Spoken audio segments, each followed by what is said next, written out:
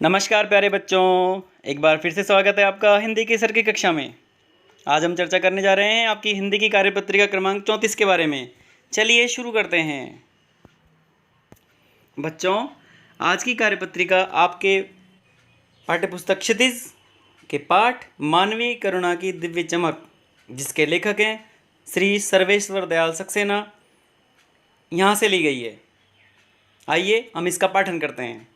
बच्चों, मानवीय करुणा की दिव्य चमक, यह पाठ सर्वेश्वर दयाल जी सक्सेना द्वारा लिखित एक संस्मरण है।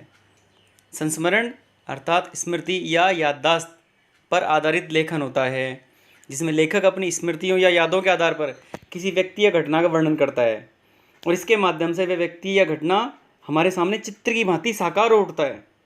इस पाठ में लेखक ने बताया है कि फादर कामिल बुल्के बेल्जियम का एक रेम्स चैपल शहर है यूरोप का, वहाँ से एक ईसाई धर्म प्रचारक के रूप में भारत आए थे, यानी कि ईसाई धर्म का प्रचार करने भारत में आए थे, किंतु उन्होंने इस देश को अपनी कर्मभूमि बना लिया और यहीं के होकर रह गए।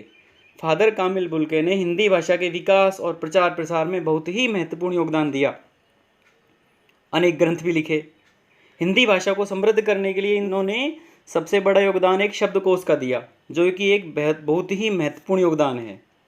इस पाठ में लेखक ने उन्हीं फादर बुल्के के स्वभाव और व्यवहार का वर्णन करते हुए उन्हें मानवीय करुणा की दिव्य चमक कहा है। लेखक का मानना है कि जब तक राम कथा है, इस विदेशी साधु को हमेशा के लिए याद किया जाएगा तथा उन्हें हिंदी भाषा की बोलियों के अगाध प्रेम का उदाहरण माना जाएगा।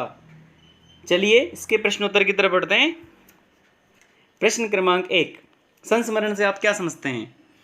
बच्चों, संस्मरण स्मृति अथवा याददाश्त पर आधारित लेखन होता है, जिसमें लेखक अपनी स्मृतियों के आधार पर किसी व्यक्ति या घटना का वर्णन करता है और उसके माध्यम से वो व्यक्ति या घटना हमारे सामने चित्र की भांति साकार हो उठती है। प्रश्न क्रमांक 2, फादर कामिल बुल्के कौन थे? उनके भारत आने का उद्देश्य क्या था? हम कार्यपत्रिका में चर्चा कर ही चुके हैं कि फादर कामिल बुल्के बेल्जियम के रेम्स चैपल शहर के एक ईसाई धर्म प्रचारक थे और वो भारत में ईसाई धर्म का प्रचार करने भारत में आए थे। प्रश्न क्रमांक 3, भारत में फादर कामिल बुल्के ने क्या योगदान दिया? फादर कामिल बुल्के ने हिंदी भाषा के विकास और प्रचार प्रसार में बहुत महत्वपूर्ण योगदान दिया। उन्होंने अन्य कार्य तो कर ही, उसके अलावा हिंदी शब्दकोश की एक महत्वपूर्ण रचना की, जो अपने आप में ही महत्वपूर्ण योगदान है। प्रश्न क्रमांक 4, आपके जीवन में भी कोई न कोई ऐसा व्यक्ति आया होगा जिसे आप याद करके खुशी महसूस करते होंगे। उनके बारे में अपना संस्मरण लिखिए। तो बच्चों, इसमें आपको लेखक बन जाना है।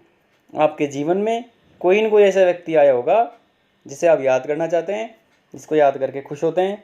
उनके जीवन के बारे में लिखना है, वो कहाँ से आए, उनकी क्या क्या रुचियाँ हैं, उन्होंने आपके लिए क्या क्या योगदान दिया। ये सारे विचार एक अनुच्छेद के रूप में इस प्रश्न में आपको लिखने हैं। बच्चों, आज की कार्यपत्रिका में बस इतना ही। मिलते हैं अगली कार्यपत्रिका में और अगले पाठ की चर्चा में। तब तक के लिए नमस्कार, धन्यवाद।